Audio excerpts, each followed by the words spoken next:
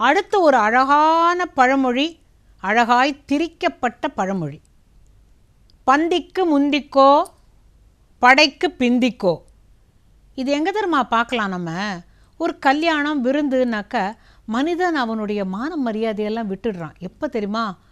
இலை போட்டாச்சு சாப்பிட வரலான்னு உடனே அடித்து பிடிச்சி மேல் தூண்டு கீழே விழுந்தால் கூட ஏறி தாண்டி மிதிச்சுக்கிட்டு போய், ஏன்னா பந்திக்கு முந்திக்கோன்னு சொல்லியிருக்காங்க. முதல் பந்தியில் போய் நீ உக்காந்தாதான் எல்லாம் கிடைக்கும். கடைசி பந்திக்கு போனேன்னா ரசத்தில் தண்ணியை ஊற்றிடுவாங்க. அந்த மாதிரிலாம் இல்லைங்க. நம்ம முன்னோர்கள் இந்த மாதிரி முட்டாள்தனமாக பேச மாட்டாங்க. நமக்கு தான் கொஞ்சம் மழுங்கி போச்சு காலம் போக போக. இது என்ன தெரியுமா? உண்மையான பழமொழியை கேட்டால் இனிமேல் நீங்கள் சாப்பாட்டுக்கு விழுந்தடிச்சிட்டு ஓட மாட்டீங்க. பந்திக்கு முந்திக்கை படைக்கு பிந்திக்கை. இதுதாங்க உண்மையான அழகான பழமொழி. பிந்திக்கை எப்படி பிந்திக்கோ ஆச்சு அப்படின்னாக்கா, நமக்கு எது வசதியோ அங்கே கோன்னு மாற்றிவிட்டோம். பந்திக்கு முந்திக்கை. இப்போ பந்தியில் இலை போடுறாங்க, எல்லாரும் உட்காந்துருக்குறாங்க. எல்லாம் அழகாக படைத்த பிறகு நம்ம எல்லோரும் ஒருத்தர் பார்ப்போம் எந்த பறக்காவட்டி முதல்ல கை வைக்குதுன்னு. அந்த கொஞ்சமாக யாரான்னு பார்க்குறாங்களான்னு அப்படிங்கும். அதெல்லாம் செய்யக்கூடாது. அழகாக எல்லாருக்கும் வைத்த பிறகு அந்த பந்தி களத்தில் அமர்ந்து இருக்கும் பெரியவர் இருக்கிறதுக்குள்ளே வயசானவர் எவர் எல்லாரையும் பார்த்துட்டு அப்படிம்பார். அதுக்கு அவனை கொட்டிக்க அப்படின்லாம் சொல்ல மாட்டார். அப்படி பார்த்து அப்படின்னாருனாக்கா அவர் முதல்ல பந்திக்கு முந்தி கை, அவர் எவர் முந்தி கை வைக்கிறாரோ அதை பார்த்துட்டு மற்றவங்கள்லாம் ஃபாலோ பண்ணுவாங்க. அந்த பெரியவருக்கு உண்டான மரியாதை. முதலில் அவர் சாப்பிட வேண்டும். சாப்பிடும்பொழுது அப்புறம் இந்த கை எதுக்கு சொல்லியிருக்குனாக்க, பந்தியில் பரமாறுறாங்க. உங்களுக்கு சாதம் இன்னும் கொஞ்சம் வேணும் அப்படின்னாக்கா, எப்பா அது அப்படியே சாச்சிரு அப்படின்னு சொல்லக்கூடாது. இன்னும் கொஞ்சம் வேணுங்கிறத உங்கள் கை பேசும். எப்படி பேசும்?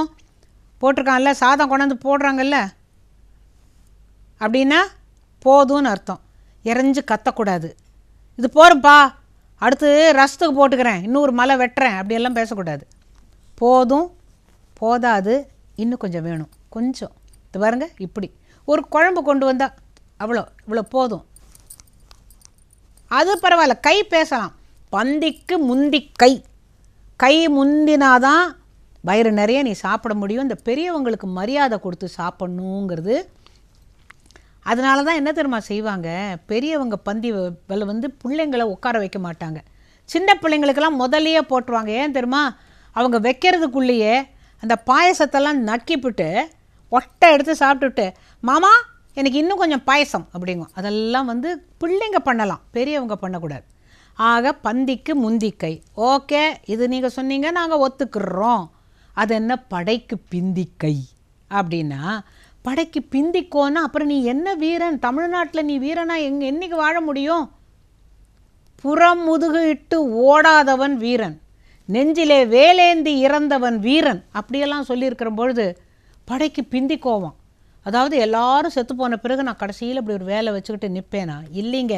இப்போ ஒரு போர்க்களத்தில் ஒருத்தன் இருக்காங்க, அவன் பிந்திக்கை அப்படின்னாக்கா, இப்போ ஒரு வேலை எடுத்து அவன் வீசுகிறான்.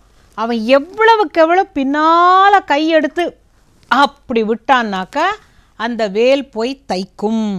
அதே போல் வில்லை எவ்வளவு தூரம் அவன் இழுத்து அந்த அம்பை அப்படி விடும்போது அது இலக்கை போய் அடையும்.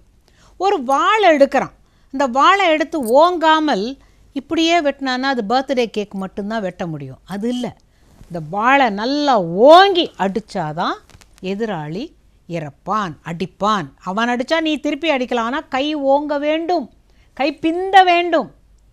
அதைத்தாங்க சொல்லி வச்சாங்க. பந்திக்கு முந்திக்கை படைக்கு பிந்திக்கை. இதெல்லாத்தையும் திரிச்சு படைக்கு பிந்திக்கோ பந்திக்கு முந்திக்கோ அப்படின்னு நம்மளுடைய பண்பாடையே மாற்றிட்டாங்க. திரிந்த பழமொழியில் இதுவும் ஒன்று.